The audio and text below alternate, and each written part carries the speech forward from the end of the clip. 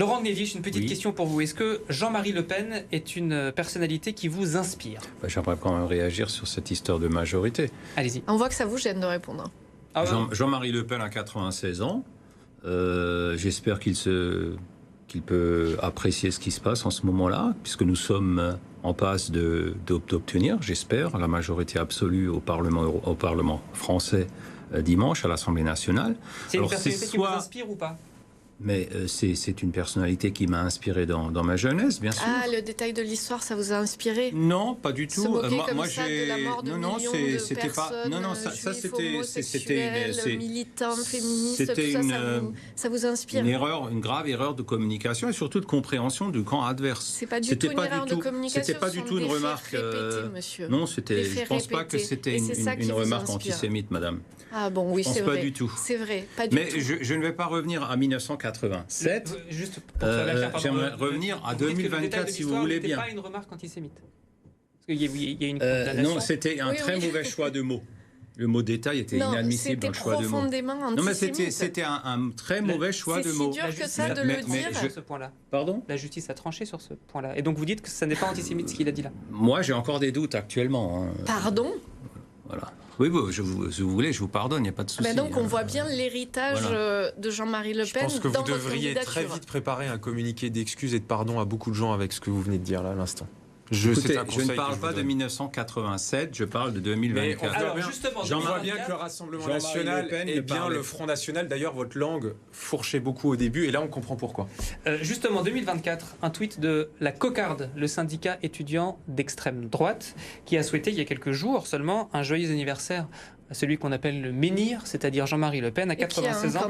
Il continue d'inspirer des générations de militants. C'est pour ça que je vous posais la question, est-ce qu'il vous inspire? Des générations de militants patriotes et à faire pleurer ses détracteurs. Longue vie au menhir.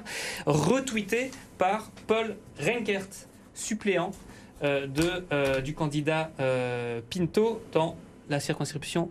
Vous êtes vous-même candidat. Non, pardon, Pinto, je m'emmène les pinceaux. Le candidat Pierre Pinto, candidat dans la 5e du Haut-Rhin. Donc ça veut dire qu'il y a 90% des choses que Jean-Marie Le Pen disait étaient justes. Bien sûr, il y a eu des choses qui étaient inadmissibles, des calembours, etc.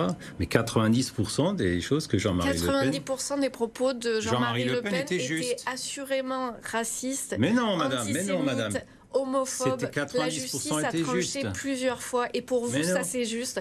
Vous êtes le vrai visage du Rassemblement National. Il n'y a aucun doute là-dessus. Non, mais vous racontez n'importe quoi. Non, vous racontez n'importe quoi. Enfin, c'est peut-être deux phrases. Il y a d'ailleurs un candidat de la Cocarde sur les masses de propos tenus par Jean-Marie Le Pen, c'est peut-être deux phrases qui ont été retenues. Non, monsieur, ce ne sont pas deux phrases. Je ne suis pas là pour faire le procès de Jean-Marie Le Pen. Je suis là pour parler de 2024. Je pense que c'est intéressant pour les électeurs d'aujourd'hui de savoir quel est le regard que vous pouvez avoir sur cette personnalité très importante de l'histoire de... Jean-Marie Le Pen a été exclu par le Rassemblement National justement parce que certains de ses propos n'étaient pas admissibles. Voilà.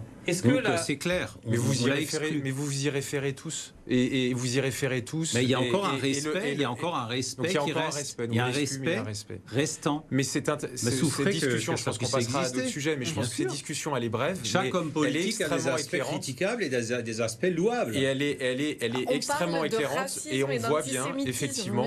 Et on voit bien, et il faut vraiment que les téléspectateurs vraiment comprennent bien que ce parti, contrairement à toute la communication qu'il a mis en place depuis des années, ce parti ne s'est pas normalisé, ce parti ne s'est pas dédiabolisé, et que le Rassemblement National est bien la continuation du Front National, et on en a un exemple là depuis quelques minutes avec les propos que vous tenez et qui franchement sont absolument surréalistes. Comme propos Qu'est-ce que j'ai dit?